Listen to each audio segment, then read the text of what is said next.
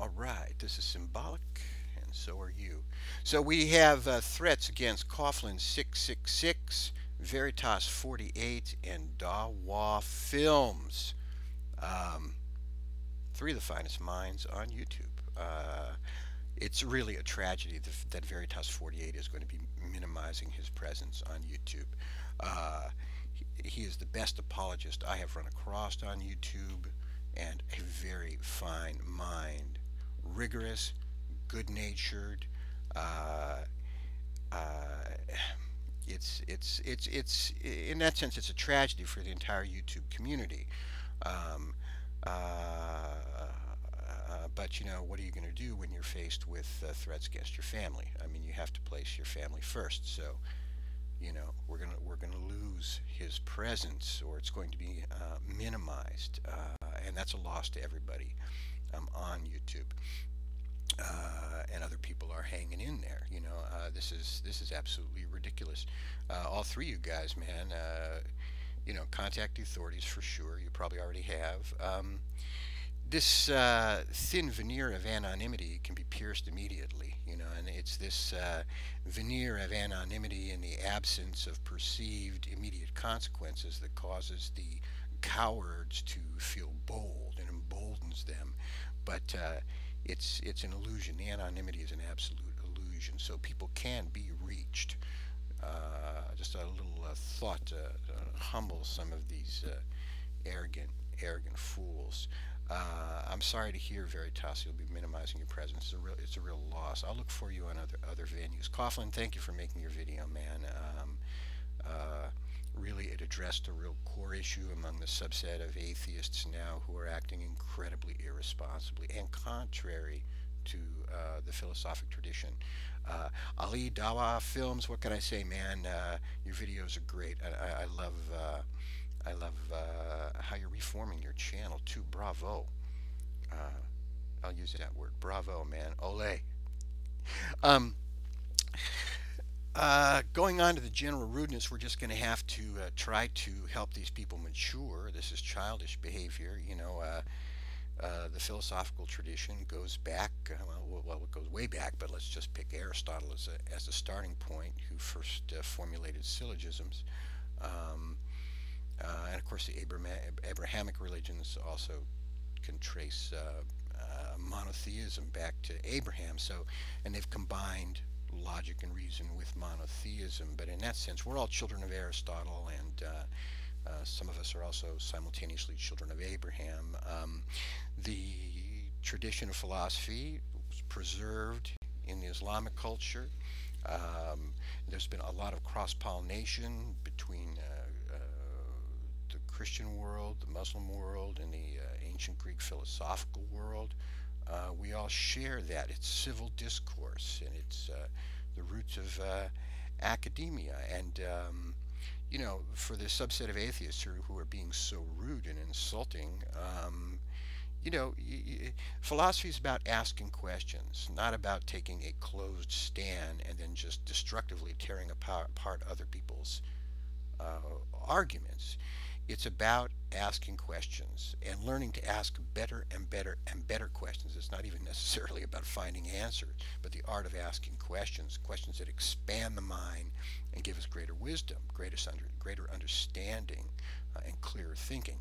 It's not about insulting people or, you know, winning an argument, or what have you. You know, it's also about making a contribution, contributing ideas and arguments of your own.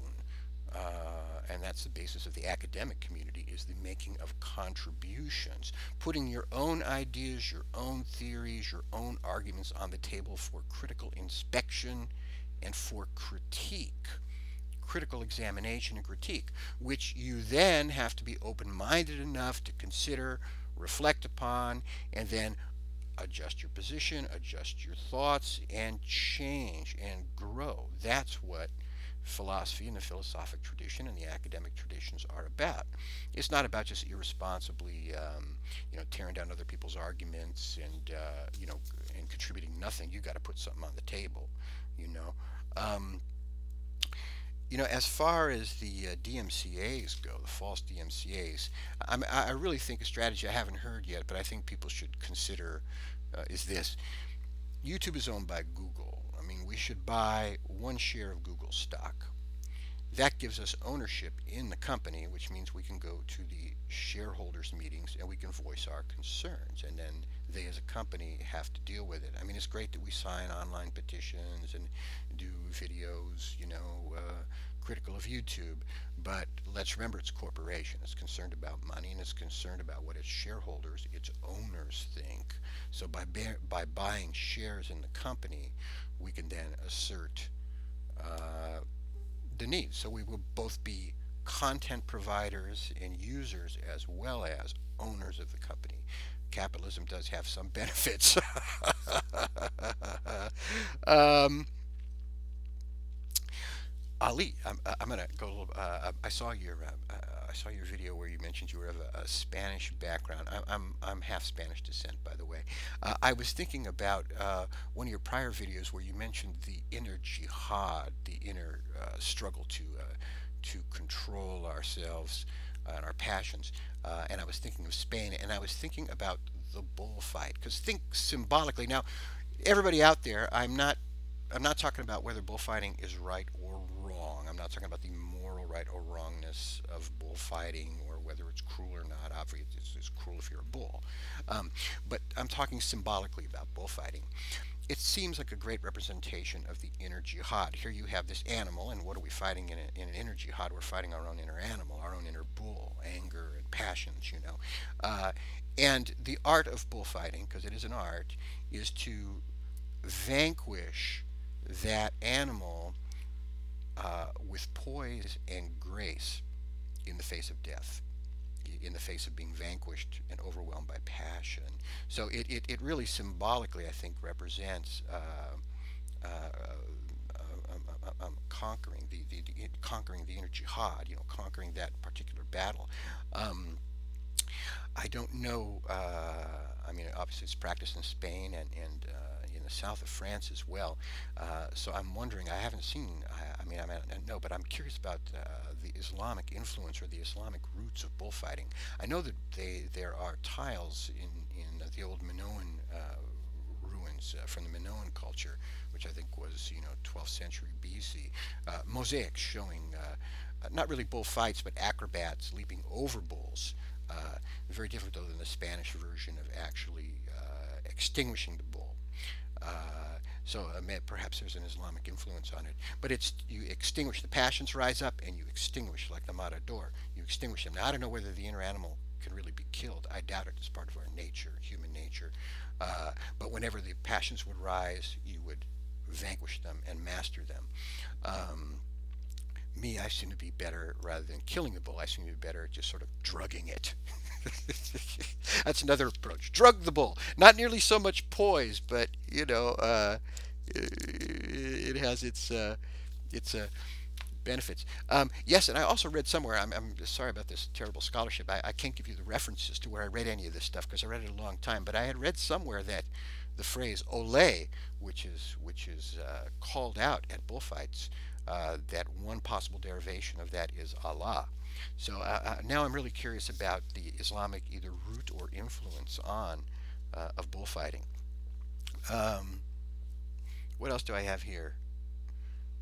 Okay, so as I say, don't everybody leave a bunch of comments arguing about whether bullfighting is right or wrong and how cruel it is, and assuming that I believe that bullfighting is right. I'm not saying any of that. I'm just saying that it's has fascinating symbology and it's an art. So um, that's about what I was gonna go through, man. Yeah.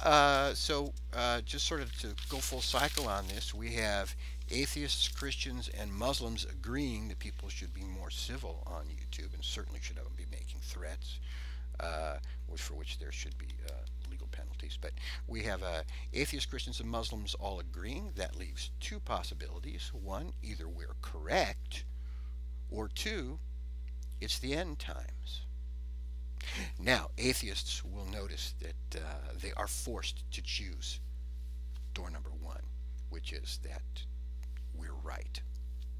and everybody should just mature, stop insulting, and stop engaging in criminal behavior, making threats against people. Criminal and cowardly, you know. Treat life like a bullfight. Master yourself, and vanquish the bull. That's all, folks. Take care.